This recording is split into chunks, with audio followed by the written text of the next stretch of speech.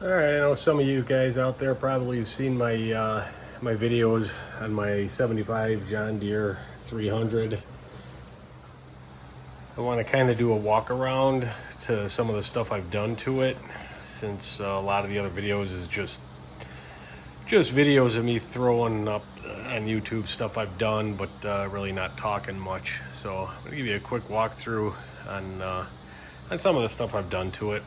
I'm pretty happy with it, and this is just my winter blower or winter machine. I have a tractor for cutting grass, and this one is going to be strictly for snow. So I picked the tractor up. I think I've had it 3 years now from a friend of my dad's. It was sitting in his garage. It was a tractor, set of wheel weights, the blower. It did have a plow. It was just a one-way plow up and down, and you manually had to adjust side to side. Set of wheel weights with it, and a mower deck. So I used it. It had the 16 horse Kohler that started giving me trouble, and I just happened to have a 10 horse Chinese diesel laying around that I'm like, you know what, see how hard this is. If it works, it works. If not, I only paid $110 for the tractor with everything. So anyway, I used it a couple of years and it worked great, and the engine started giving me trouble. So I threw the diesel in, and there's a video on my YouTube page of putting it in, and it wasn't terrible. It's not a ton of information on there, but you get the idea. Picked up the cab this year for $325, about 8 miles from the house, and I was really happy with that deal. Glass is in great shape. A little dirty right now. So I just been kind of tinkering with the electric on it, and it's more fun than really anything. I do a fair amount of sidewalks. I do a lot of the neighbors' driveways. I do have a couple of paying customers. So let me show you what I've done to it. I'll start with the electric, with the lighting. A lot of people ask. These are the original John Deere lights, and they were cracked, so I dissected them, and I ended up going on Amazon and getting some of the low budget strobes, and I threw them in. That was my first lighting project before I had anything else on it, so kind of neat. You're hearing the fuel pump run for the diesel. And then on the front, did what a lot of people do, was able to salvage the lens and just threw LED lights in there. And then I had a light bar, actually my son gave me, that I mounted down here, that actually worked out phenomenal last year in the dark. He pulled it off his truck, and it was just laying in the garage. Nice thing is there's no shadows. When you're throwing snow, there's absolutely no shadows in front of you. I was really pleased with that. And then the last thing I just threw on here was another set of Amazon $60 for the pair. Your typical little light bars with 16 or 18 settings. It's more just for fun, but it does kind of have a cool factor, which I'm happy with. Not that I do a ton of snow blowing in the dark, but I do occasionally. So in the cab, I just bought a dual port cigarette lighter, mainly to plug the lights in that are up on top. I cut the wires and I put one controller, so I synced them. So when you turn them on and you end up hitting the selector on it, they're the same instead of each one being different. So I wired them together, actually internal inside the cab here. This is the original switch for the wiper, which does still work, which is kind of cool. And then the 2-speed fan. Low's, I think, still a little corroded, but no, it works. There's your low and then high, and it throws a fair amount of air. It is a rubber blade, so you don't have to worry about hurting yourself on it. All of this stuff is the original, still works. I do have a winch. I have the hardwire control on the back, or the hardwire controller, it's on the back, and then I also have the remote for it. And then another thing I did was on the, I wanted to watch the voltage, because that diesel engine doesn't put out a whole lot of voltage, and with all the electric stuff I have going on here, so I throw this guy on, not really to charge my phone, but just to keep an eye on the battery level. And then I got a phone mount I threw on here. Let's see how well that works. So here's the winch I was talking about, just a cheapo Harbor Freight one. A buddy of mine bought it off him for a few bucks. I've used it a few times, again, more just playing around than anything serious. The bumper is, I think, what is that, 4x4 or 4.5x4.5 steel, filled with concrete, and then the cap's welded. It weighs 80 pounds, and plus the weight of that winch, so it's an extra 100 pounds there. Plus I have the stacked wheel weights there. That's another 100 pounds per wheel.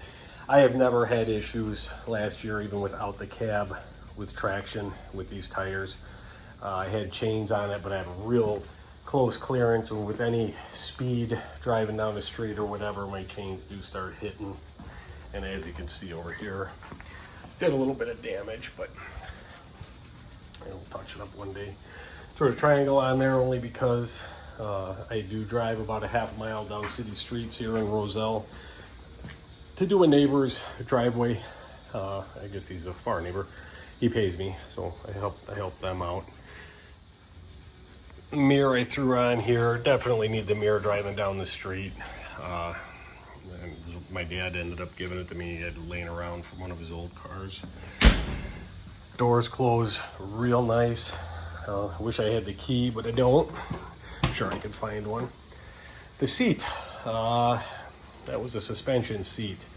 That worked well on here before the cab. Once the cab went on, that seat no longer worked with all the suspension. And I had a crummy seat, actually over here, and I had it in there. I'm like, I could live with it. And then I start looking, I'm like, you know what? Take the brackets off the seat, or actually the springs, and I ended up welding them to the actual support, and I was able to bolt everything back together, and now it's just a regular, it really doesn't have much spring because it is hitting on the cab back here, but it works for me. It's a little tight getting in, but it can be done. It's not too bad. So on the engine here, I'll show you what I put in there. I ended up made these, they were dirty because I was just in there, but this is styrofoam, or not styrofoam, just a dense foam that I found that happened to be yellow on one side, black on the other, just to give it a little bit nicer seal. And wasn't super concerned about cold as much as that diesel fumes in the front just stink. And then took that same foam, flipped it in here, and I was able to make the floor, kind of hard to see there, make the floor pads to close up any of those gaps that let air in. Makes it a little harder opening the hood, but it's not terrible. It's tight. So there it is, Chinese diesel. Sorry about the wiring, I kind of just did some last minute crap in here. Original muffler, did a little modifying. It actually works out real well. And then this had a decompression lever on it. In the cold, it's a little hard to start it. So you push this decompression lever down and crank it, which opens up one of the valves just a little bit. I think the exhaust valve, and it'll let the engine crank over real fast. And then when you let it go, it would hit on a compression stroke, and there'd be momentum, and it would fire the engine over. Well, with the cab and all this other crap on here, it's pretty hard to get into this thing. So I had a choke. I don't remember what it was off of. Took the choke that wasn't being used, and I tied it is long enough to make it to this decompression lever. So now I can pull this guy from in the cab, and then once it starts cranking fast, I can push it and she'll hit. I'll actually show you here in a second. So I did also put a little bit bigger tires than what was originally on here, and I don't remember what those actual sizes were. Where's that one? So there we are, 18 by 7.5 by 8 for the front on this guy. No problem with clearance. It does pretty good. The rears, again, I don't remember. There it is. 26 by 12 by 12, and these are the stock rims. And it's got a little bit of quite tight clearance, but I do believe this fender may be a little bit tweaked from over the years. And the guy that I did get the tractor from did say they had a cab. Now I don't know if it was a hard side cab, soft side cab, but it did have a cab. So I don't know if it bent it up from that or me or whatever the case. But so anyway, I'll show you this decompression valve, how it all works. I'll get in the tractor to do it. All right, so as you can see it up there, pull. It's going to be kind of hard to be doing all of this without some help here. So this is the fuel. I really never run this tractor past maybe not even 3/4 throttle, even blowing snow. It doesn't need it. I figure why beat the hell out of it. So anyway, let me see if I can do this. All right, I got it mounted to the steering wheel, so I'm sure you're gonna get some vibration when she starts. But this is, like I said, I can control it in here with the choke cable I put in. So you'll hear when I crank it, there'll be no compression. Now, when I get them RPMs up, and this is not necessary when it's warm out, but when it's cold, this helps without putting a huge load on the battery trying to start it. So if I hold it and crank it and then I push it in, you'll see she'll fire right up.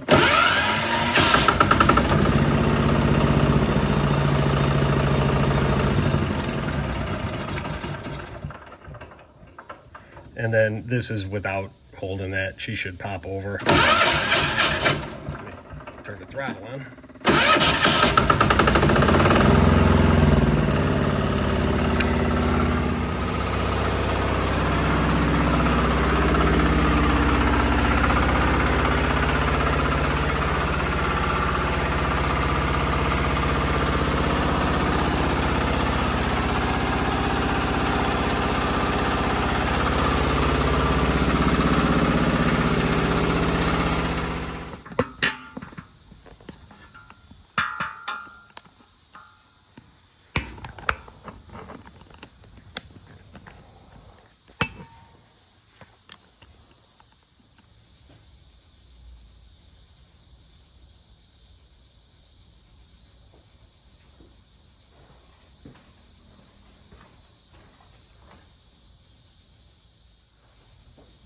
So anyway, it's kind of been an ongoing project for me.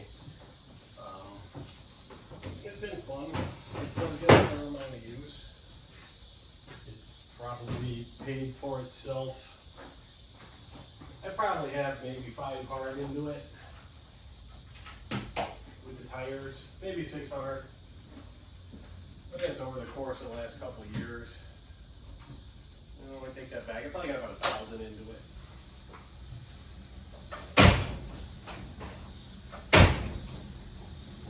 Doors closed like a 75 Cadillac. But thank you guys for a quick ride through the yard. It's fun. It's my therapy. All right. The shot of it with the garage door open. The cicadas are making a lot of noise, so that's why it was closed. All right, like I said, getting in's a little tricky. Not terrible, but definitely become easier.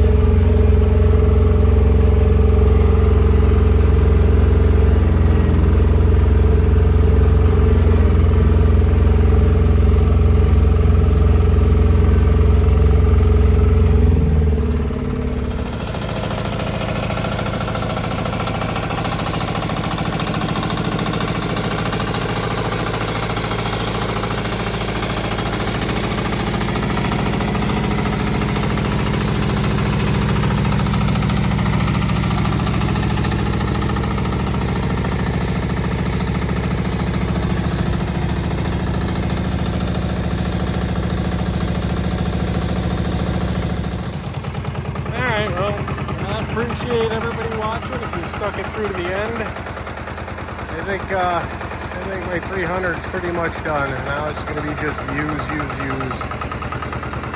So I hope you enjoyed the video, and if you like what you see in here, like, subscribe. I'm always doing weird stuff in the garage, just bringing old stuff back to life, and I like putting my little touches on stuff, like all the mods I did on this guy. So, all right, thanks for watching.